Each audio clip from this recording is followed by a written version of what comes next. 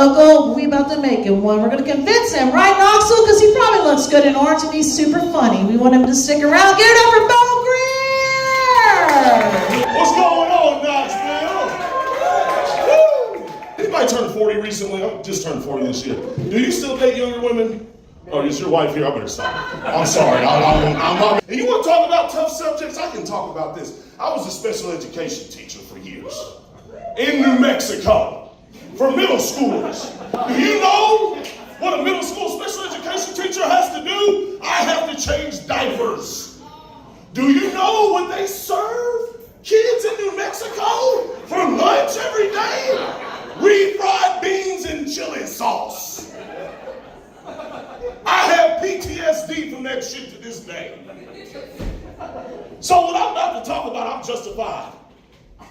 Everybody wants to talk about, I hear all these spirits and they got these videos. They're like, oh my God, did you hear that?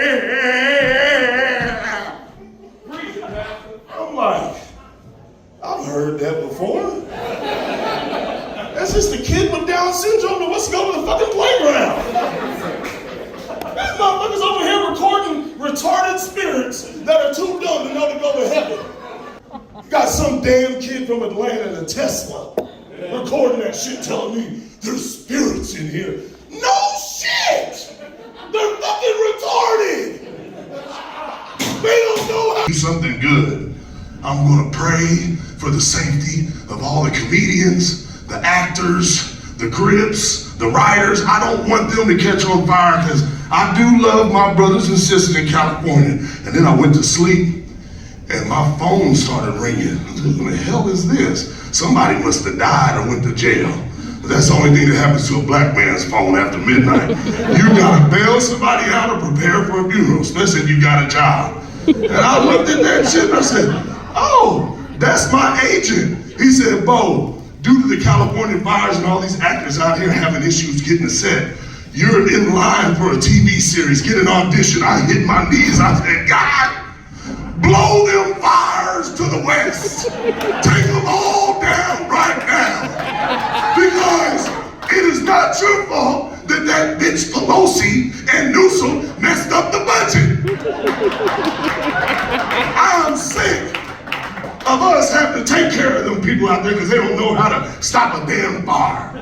And I especially prayed that they burned down the house of that evil woman in a cardigan sweater drinking Starbucks at the Comedy Cellar who told me that I was racist.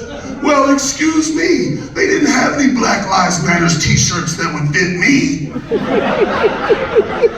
I was just telling you a story about my uncle. He taught me about hard work and work ethic growing up in my little southern Indiana town of Princeton. He had a Coke machine in the garage. And this Coke machine, if you hit it twice on the bottom one, it would spit out Busch Light. Now, I know my Hoosiers will get this. I'm an Indiana Catholic. I've been drinking wine since the 2nd grade. So, me and my cousins could put down a 6-pack before we could pretty much ride a bike, you know. And he would always get up in the morning and he had these little bitty poodle dogs. They'd start yapping and the roosters would be running and the pigs making noise. And we're up there trying to sleep off a hangover. There's nothing worse than trying to wake up a bunch of little drunk black Catholic kids, let me tell you. He's all, get up, gotta go to work. You boys wanna party all night with the crows? You better be ready when the rooster comes a crowing. I said, hold up, Tyrone, Bubba, y'all lay back down. I was like, what? Did you just tell a bunch of black kids that if we hang out with the big black birds, they can jump and fly and do amazing things and look all majestic and shit?